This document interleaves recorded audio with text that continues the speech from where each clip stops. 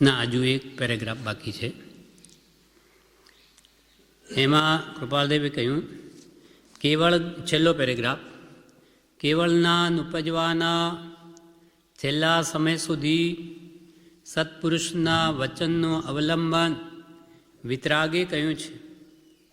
અર્થાત 12મા ક્ષીણમોહ ગુણસ્થાનક પર્યંત શુદ્ધ જ્ઞાનથી આત્માના અનુભવને નિર્મળ કરતાં કરતાં તે નિર્મળતા સંપૂર્ણતા પામીએ કેવળ જ્ઞાન ઉત્પન્ન થાય છે.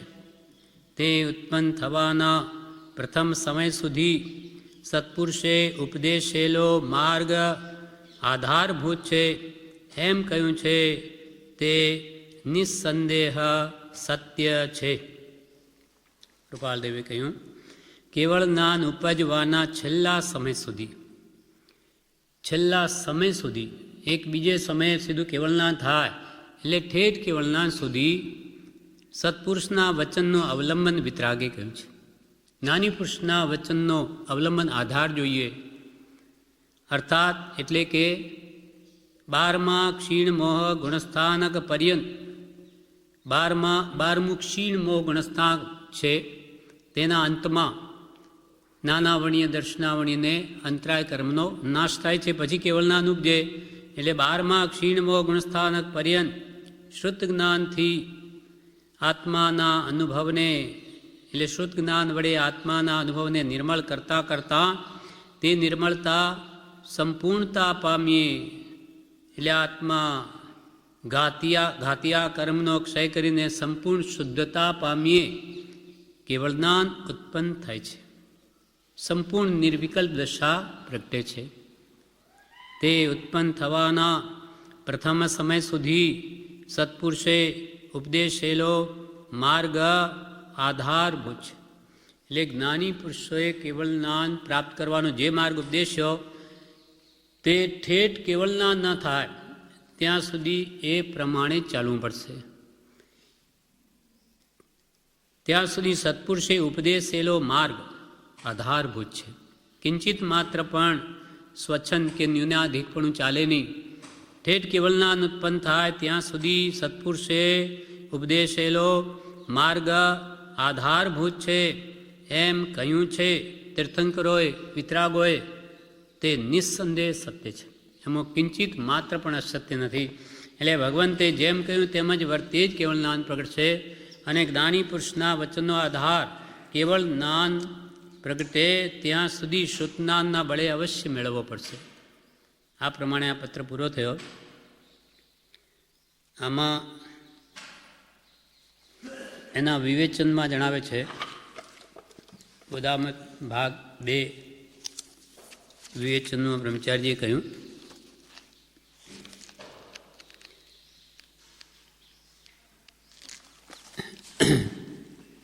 પત્રાંક 751નું વિવેચન. પૂજ્યશ્રી કહે, આત્મસિદ્ધિમાં 3 પ્રકારના સંકિત કહ્યા છે.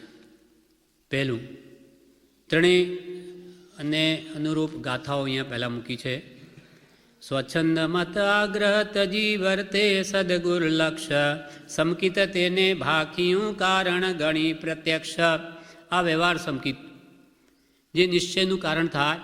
પહેલાં પોતાનો સ્વચ્છંદ મૂકી દઈ જ્ઞાનીની આજ્ઞાએ વર્તવું, મતદર્શનનો આગ્રહ મૂકી સદગુરુના લક્ષ્ય વર્તવું, તેને જ્ઞાની પુરુષોએ સંકિત કહ્યું. સંકિત તેને ભાખ્યું કારણ ગણી પ્રત્યક્ષ સમ્યક દર્શન. એટલે આત્મ અનુભવ થવાના કારણરૂપ એને પહેલું સંકિત કહ્યું. એટલે કે વ્યવહાર સંકિત કહ્યું અથવા શ્રદ્ધારૂપ સંકિત કહ્યું. હવે બીજું સંકિત, વર્તે નિજ સ્વભાવનો અનુભવ લક્ષ્ય પ્રતિ વૃત્તિ વહે નિજ ભાવમાં પરમાર્થે સમકિત. જ્યાં અંશે આત્માનો અનુભવ છે એ અનુભવ એક અંતર્મૂર્ત માત્ર ટકે છે. એથી વધારે ટકે તો કેવળ જ્ઞાન થાય. કાં એ જીવ ક્ષોપસમ સંકિતમાં જતો રહે, કાં મિથ્યાત્વમાં આવી જાય. એ બીજું અનુભવ રૂપ સંકિત. અનુભવ લક્ષ્ય પ્રતીત, કાં તો આત્માનો અનુભવ રહે, કાં લક્ષ્ય રહે, કાં પ્રતીત રહે. ક્ષાયિક સંકિતમાં પણ એવું છે. ક્ષાયિક દમ્યક દર્શન થયે એની શ્રદ્ધા કોઈ દિવસ જાય નહીં, પણ એ કંઈ સમ્યક દર્શનનો અનુભવ એને કાયમ ટકી રહેતો નથી. અનુભવ તો નહીં જ. અનુભવમાં તો જ્યારે હોય ત્યારે જ. અનુભવ જો વધારે 48 મિનિટથી વધારે જો ટકે ધ્યાન અવસ્થા આત્મસ્વરૂપમાં લીનતા, તો પછી કેવળ જ્ઞાન થઈ જાય. એટલે ત્યાંથી એ પણ એની શ્રદ્ધા કોઈ દી જાય નહીં. જ્યારે ટકી રહે, કોઈ કાળે નહીં જાય. પણ એ 2 ઘડી લાવવા માટે તો ભગવાન ઋષભદેવને 1000 વર્ષ મથવું પડ્યું.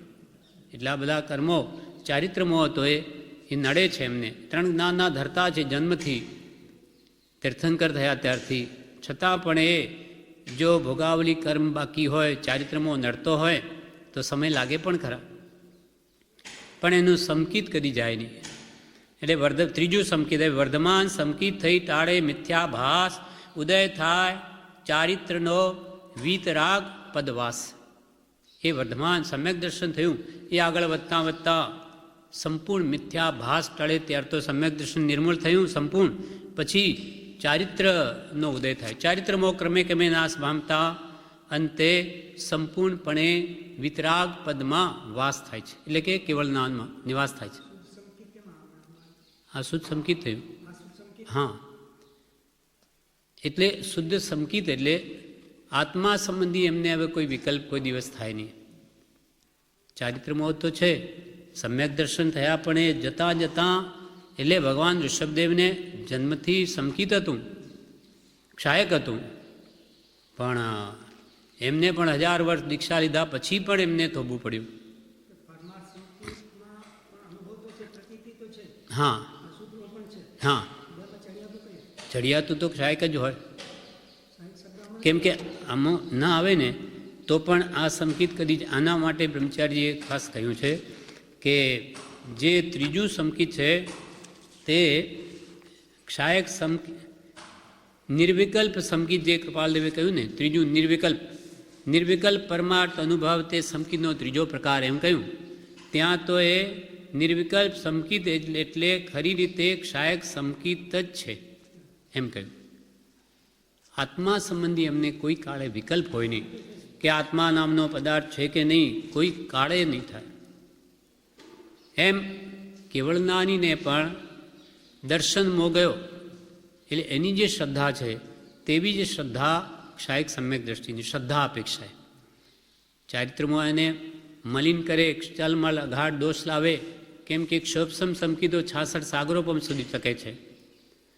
ત્યાં સુધી નિર્મળતા ઓછી હોય પણ એનું સમકિત જાય નહીં. એ પણ એ વમી શકે, ક્ષાયકવાળો તો વમી શકે, પણ આ તો કોઈ કાળે નહીં વમે. એટલે અહીંયા કહ્યું, પહેલાં સમકિતમાં જે સદગુરુનો બોધ થાય તેની પ્રતીતિ થાય અને પછી તેનો વિચાર કરે, તે પહેલું સમકિત છે.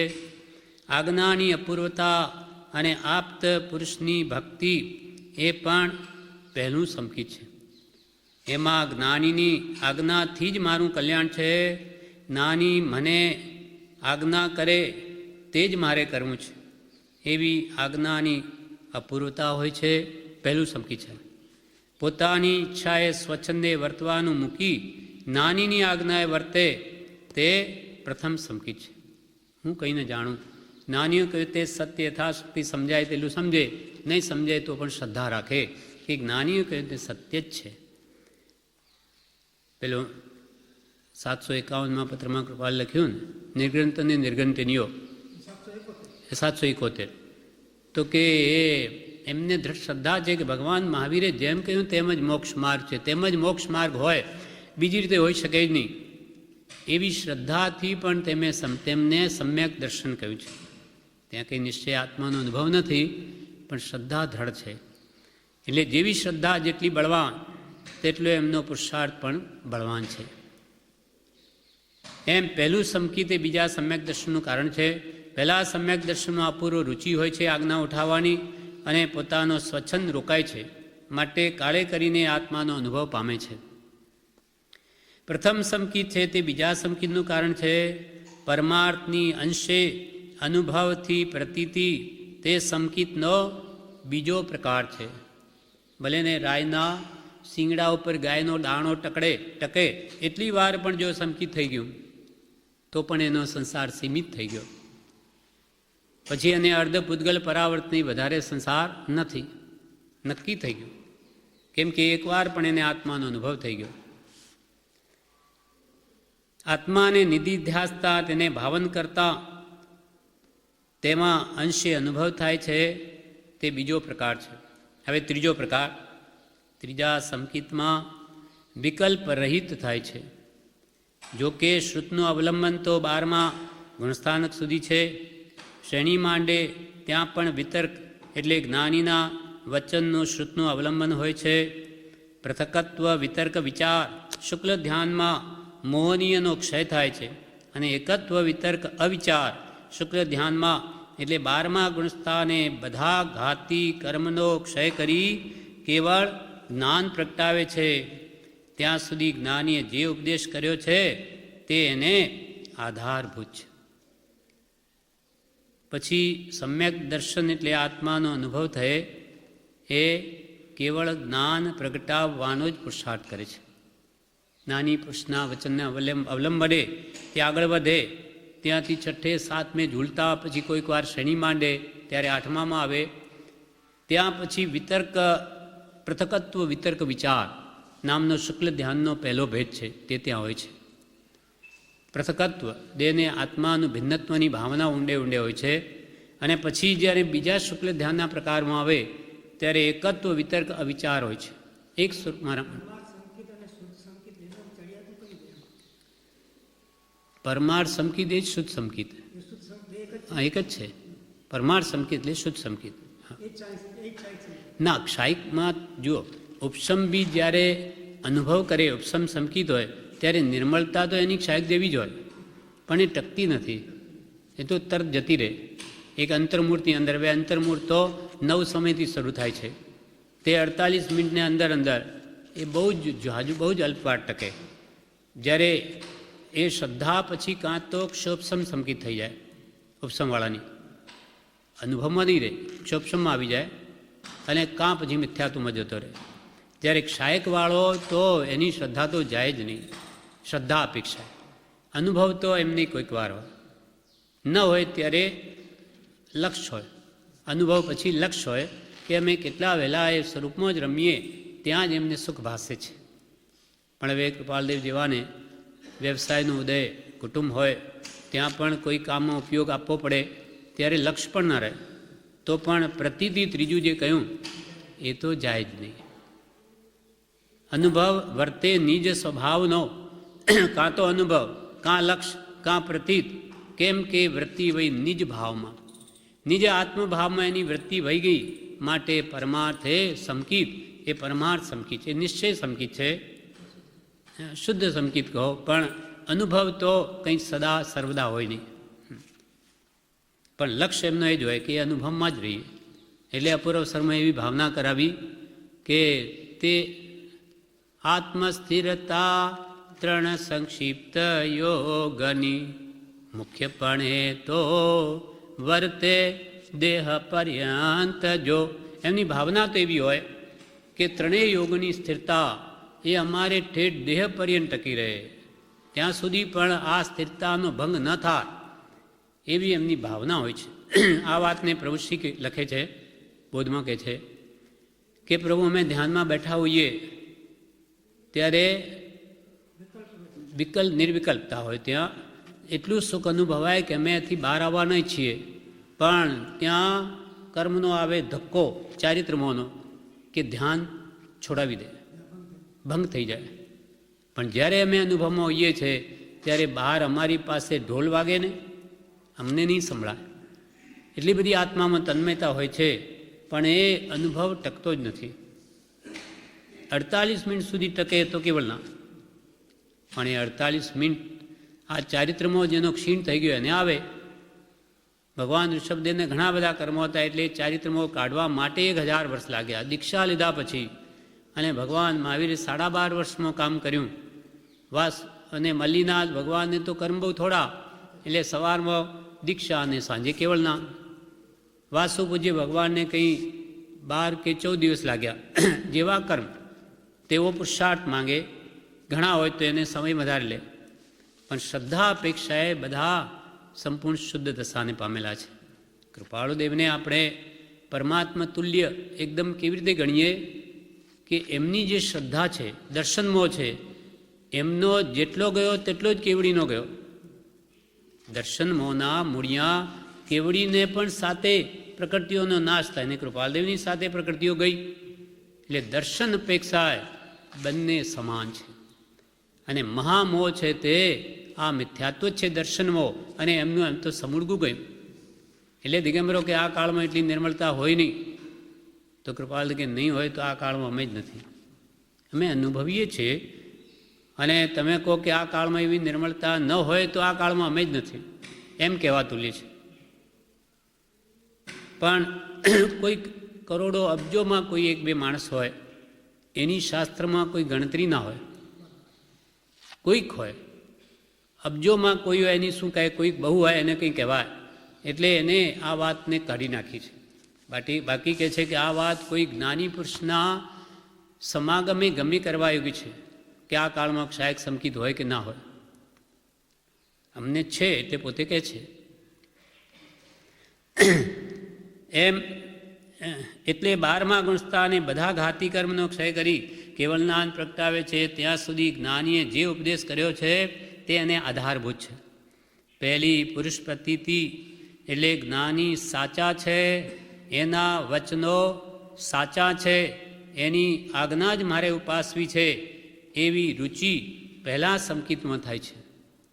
જેને પહેલું સમ્યક દર્શન આવ્યું એને તો પુરુષ પ્રતીતિ દ્રઢ હોય કે આ જ્ઞાની પુરુષ સાચા છે અને એના વચનો જ સાચા છે અને એની આજ્ઞા મારે ઉપાસવી જ છે અને ઉપાસવાથી મારું અવશ્ય કલ્યાણ થશે, એવો દ્રઢ નિશ્ચય શ્રદ્ધા જેને હોય તે પહેલાં સંકિતમાં છે.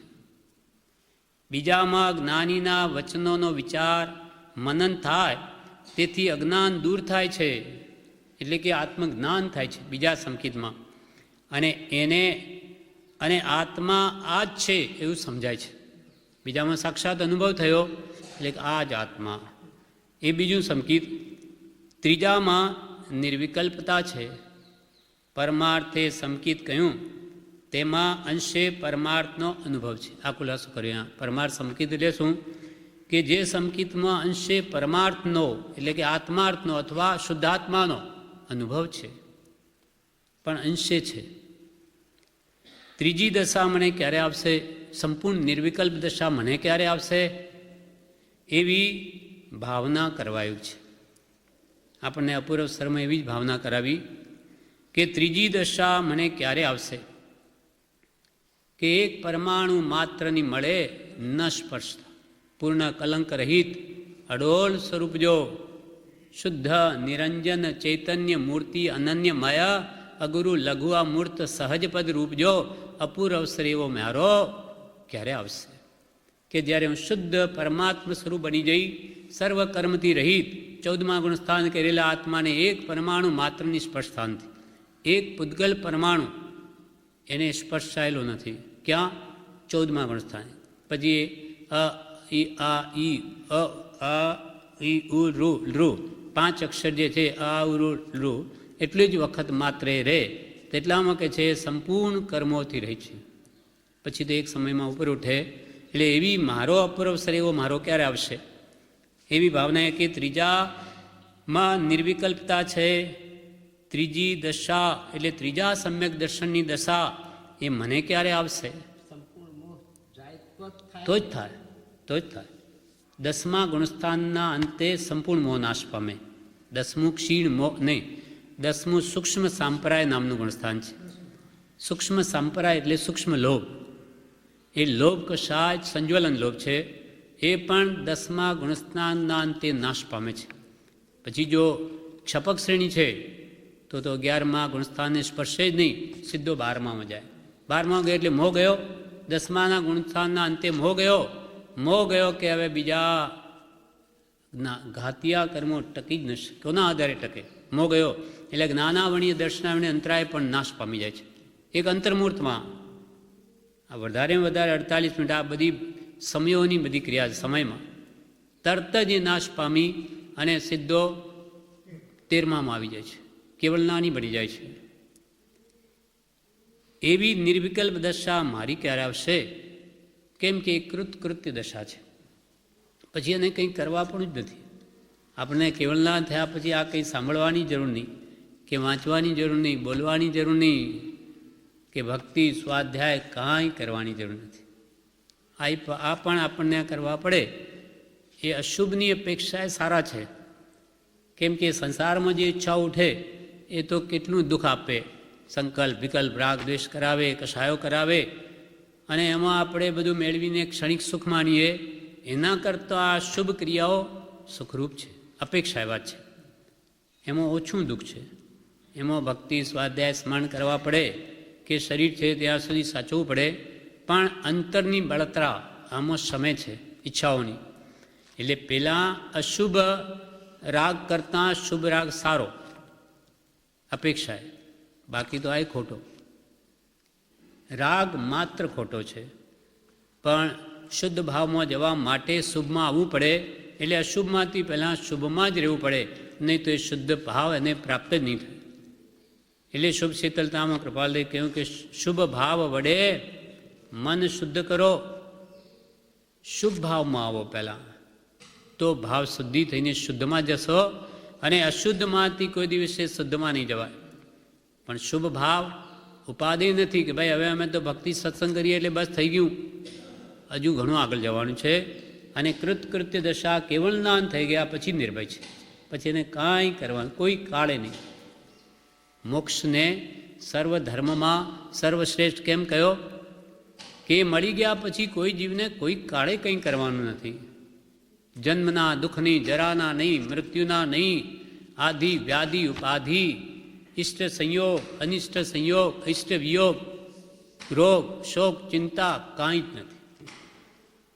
એ પણ 5-50 વર્ષ માટે નહીં, અનંતકાળ, લાખો કરોડો અજબો અનંતકાળ પડ્યો છે. ભવિષ્યકાળ પણ કોઈ કાળે જેનો નાશ થવાનો નથી આત્મા, સર્વકાળ માટે અનંત સુખને પામે. માટે મુક્તિને સર્વધર્મમાં શ્રેષ્ઠ કહી છે. શ્રેષ્ઠ મુક્તિ એટલે બધા ધર્મવાળાએ મુક્તિને મેળવવા ઈચ્છે છે. હવે સત્પુરુષને મળવાથી એ મુક્તિનો સાચો માર્ગ કયો એ ધ્યાનમાં નહીં આવવાથી જે એમના ગુરુઓ બતાવે તેમ કરે. જ્યારે ભગવાન તીર્થંકરો તો સર્વજ્ઞ છે. જેણે જગતનું સર્વ સ્વરૂપ જાણી લીધું, એ જાણીને આપણને જે માર્ગ બતાવે છે તે યથાર્થ છે, બિલકુલ યથાર્થ છે. એમાં કોઈ કાળે ભૂલ હોય નહીં. માટે ભગવાન વિતરાગનો કહેલો પરમ શાંત રસમય ધર્મ પૂર્ણ સત્ય છે એવો નિશ્ચય રાખવું. મનમાં તો દ્રઢ રાખવું કે એમ જ છે. પછી આપણાથી નહીં સમજાય તો ખામી આપણી છે. એવી જો શ્રદ્ધા હશે તો એ પહેલાં સંકિતમાં ગણાયો. એનું પણ 15 ભવે મોક્ષ છે. આવી જો દ્રઢ શ્રદ્ધા હોય તો એનું 15 ભવે મોક્ષ. પછી શું જોઈએ આપણે? 15 ભવમાં તો નિવેડો આવી જાય. એટલે પહેલી પુરુષ પ્રતિથી એટલે જ્ઞાની સાચા છે, એના વચનો સાચા છે, એની આજ્ઞા જ મારે ઉપાસવી છે એવી રુચિ પહેલાં સંકિતમાં થાય છે.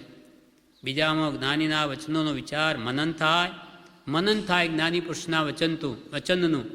એટલે વસ્તુ વિચાર ધ્યાવતે મન પામે, વિશ્રામ રસ સ્વાદ સુખ ઉપજે, અનુભવ યાકો નામ. તે જ વાત આ બીજા સંકિત પહેલાં કહે છે. પછી એ જ્ઞાની પુરુષના વચન ઉપર શ્રદ્ધા થાય, તેના ઉપર વિચાર થાય છે, પછી મનન થાય છે, અને તેથી આત્માનું અજ્ઞાન દૂર થાય છે અને સમ્યક દર્શનની પ્રાપ્તિ થાય છે. તેથી આ જ આત્મા છે એમ સમજાય છે. પછી ત્રીજા સંકિતમાં નિર્વિકલ્પતા છે. પરમાર્થે સંકિત કહ્યું, તેમાં અંશે પરમાર્થનો અનુભવ છે. ત્રીજી દશા મને ક્યારે આવશે એવી ભાવના કરવાયોગ છે. ત્રણેય સંકિતની ભાવના રહ્યા કરે કે મારે દશા આણવી છે તો સંકિત. હમણાં ભલે એકે નહીં હોય, પણ મારે આ જ દશા આણવી છે. મારે જ્ઞાની પુરુષે કહેલા તત્વો પર શ્રદ્ધા કરવી જ છે. એવી દ્રઢ શ્રદ્ધા, વિશ્વાસ આવી જાય કે આમાં કોઈ કાળે ભૂલ હોય નહીં. કેમ કે તીર્થંકરો કોઈ કાળે બીજું કહે જ નહીં. કેમ કે કારણ એ છે કે એમનામાં કોઈ કશાય ભાવ નથી. માણસ જૂઠું ક્યારે બોલે? કોઈ ક્રોધવશ, માનવશ, માયાવશ, લોભવશ જૂઠું બોલે તો કે એમનામાં તો એકે કશાય નથી. શું કામ જૂઠું બોલે? કશાય જ નથી. તો કે અજ્ઞાનથી જૂઠું બોલી જવાય. ભલે નહીં બોલવું હોય છતાં ખબર ન હોય તો બોલી જાય. ત્યારે જ્ઞાનીઓ કે તીર્થંકરોને અજ્ઞાન છે જ નહીં, એ તો સંપૂર્ણ જ્ઞાની છે, કેવળ જ્ઞાની છે. માટે એમનાથી કોઈ પદાર્થ એમની સમજથી બહાર છે જ નહીં કે અજ્ઞાનથી જૂઠું બોલી જવાય. માટે ભગવાન જગતના સર્વદ્રવ્યો, એના અનંત ગુણો, અનંત પરમાણુઓ, જલ અને હસ્તામલકવત આમળું હાથમાં લઈએ તો કેમ દેખાય એમ આખું વિશ્વ જેને દેખાય છે એવા સર્વજ્ઞોએ જગતનું સર્વ સ્વરૂપ જાણીને, યથા તથ્ય જાણીને પછી આ માર્ગ ઉપદેશ્યો છે. માટે એમાં કોઈ કાળે વિરોધ આવે જ નહીં. સર્વદા અવિરોધ વાણી છે. એવી દૃઢ શ્રદ્ધા આપણને હોય ને કે યથાશક્તિ હું પણ એમાં પ્રવર્તું તો આપણું કલ્યાણ છે. પણ કિંચિત શંકા હોય કે આમ કેમ કહ્યું, આટલા બધા જીવો કંઈ અહીંયા ઠાંસીને ભરેલા હોય, આમ કંઈ એક બટાકાના આમાં કંઈ જીવો હોય, એવી શંકા આપણે કરવા જેવી નથી. આપણી બુદ્ધિ તો બહુ ટૂંકી છે, આપણને કંઈ ખબર પડતી નથી. માટે જ્ઞાનીઓ તેમ શ્રદ્ધા કહ્યું તેમ શ્રદ્ધાથી માન રાખીને આગળ વધવું, માન્ય કહ્યું સાચું. અને આપણે દેવલોક કે નરક ભલે એની શ્રદ્ધા ન કરો, પણ અહીંયા પ્રત્યક્ષ આપણે ક્રોધ કરીએ તો અહીંયા જ દુઃખી થઈએ, પ્રત્યક્ષ દુઃખી થઈએ. અને ક્ષમા રાખીએ તો પ્રત્યક્ષ સુખ ઉપજે. તો કે આ કરો ને, રાગદ્વેષ કરવામાં દુઃખ થાય છે કે સુખ થાય એ કે અનુભવ કરી જુઓ તો તમને જે સત્ય લાગે. જે માન કરવામાં તમને સુખ ભાસે પણ તોય કોઈ તમને માન ના આપે તો દુઃખ ભાસે. એના કરતો મારે જોઈતું જ નથી ને માન, તો એને દુઃખ શું? કે જગતવાસી જીવો મને મોટો કહે એથી શું ફરક પડ્યો? મને કંઈ જ્ઞાન તો આવી જાય નહીં, કે મને રૂપિયા મળી જાય નહીં, મોટો કહે મારે આવી મોટાઈ નથી જોઈતી. એમ સમજીને આ બધા દોષો કાઢી નાખે તો અહીંયા જ સુખી થાય. તો મહાપુરુષો કે વિષય કસાય કાઢો ને, કરવાનું તો એ છે. અને એ તમે કરશો, તમારી આત્માની નિર્મળતા થશે, ત્યારે મોક્ષ છે કે સ્વર્ગ છે કે નથી બધું આપોઆપ સમજાય છે. હમણાં તમારી યોગ્યતા વધારો. પ્રભુ કે ત્યાગ વૈરાગ ઉપશમ ભક્તિ વધારને, તને ન શ્રદ્ધા થાય તારી યોગ્યતા વધાર, તને બધું સમજાશે. પણ કરવું ન હોય ત્યારે પછી બીજી શંકાઓ કરે, ક્યાં છે મોક્ષ, ક્યાં કે છે ઈશ્વર? આ તો બધી વાતો છે. તો તારે હજુ ને સંસાર રજળવાનો બાકી છે, એટલે તને એવું સૂજે છે. બાકી બધું જ છે, પુરુષાર્થ કરે તો બધું મળે. હવે આગળ આ પત્ર પૂરો થયો.